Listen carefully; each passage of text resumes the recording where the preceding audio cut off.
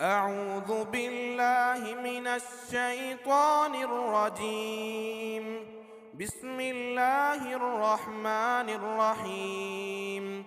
تبارك الذي بيده الملك وهو على كل شيء قدير، الذي خلق الموت والحياة ليبلوكم أيكم أحسن عملا وهو العزيز الغفور، الذي خلق 7 سماوات طباقا ما ترى في خلق الرحمن من تفاوت فارجع البصر هل ترى من فطور ثم ارجع البصر كرتين ينقلب إليك البصر خاسئا وهو حسير، ولقد زينا السماء الدنيا بمصابيح وجعلناها رجوما للشياطين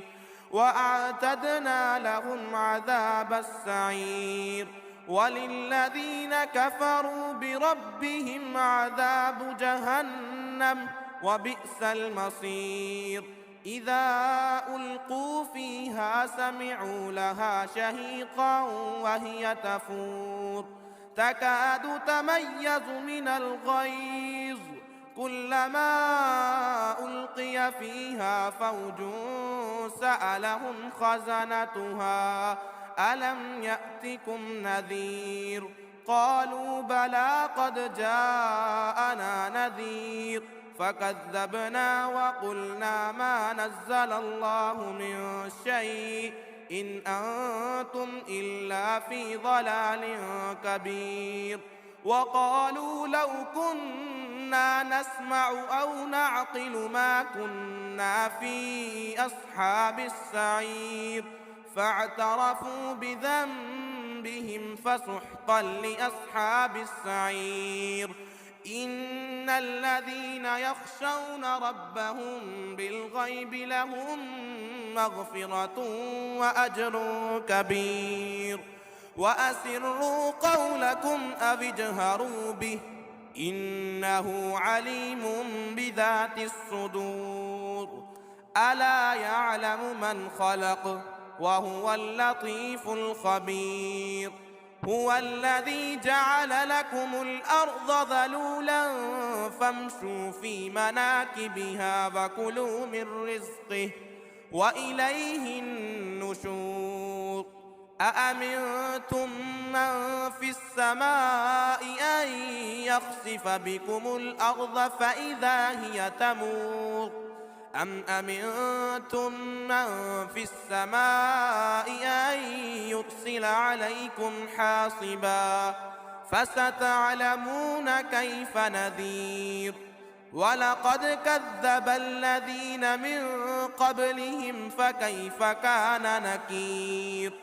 أولم يروا إلى الطير فوقهم صافات ويقبضن ما يمسكهن إلا الرحمن إنه بكل شيء بصير.